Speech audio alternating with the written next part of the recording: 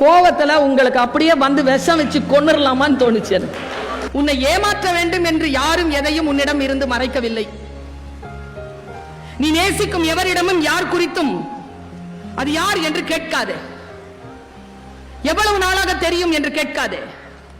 நீ நேசிப்பவரின் காலர் ஹிஸ்டரியை காட்டச் சொல்லாதே. அவர்களின் இன்பாக்ஸை திருட்டுத்தனமாக திறக்காதே. இரண்டாம் அழைப்பில் இவ்வளவு நேரம் இருந்தது யார் என திரும்ப திரும்ப கேட்காதே. உனக்கு தர மறுத்த சந்திப்பை இன்னொருவருக்கு தருவது ஏன் என முறையிடாது. உன்னை ஏமாற்ற வேண்டும் என்று யாரும் எதையும் மறைக்கவில்லை. உன் மீதான கருணையினால் தான் அது மறைக்கப்படுகிறது. கோவத்துல உங்களுக்கு அப்படியே வந்து விஷம் வச்சு கொன்னுடலாமான்னு தோணுச்சு. உன் இதயம் ஒரு கண்ணாடி கோப்பை போல சிதறாதிருக்கத்தான் அது மறைக்கப்படுகிறது. உண்மைகளுக்கு உன்னை தயார்படுத்திக் கொள்ளவே அது மறுக்கப்படுகிறது. இப்பதான் வருது உண்மை.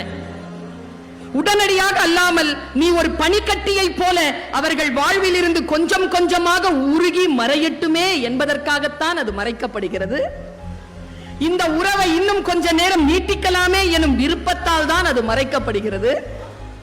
குற்ற உணர்வினால் தான் அது மறைக்கப்படுகிறது. உன்னை ஒரு ஞாபக சிற்பமாக மாற்ற அவர்களுக்கும் அவகாசம் தேவைப்படுகிறது என்பதனால் அது மறுக்கப்படுகிறது.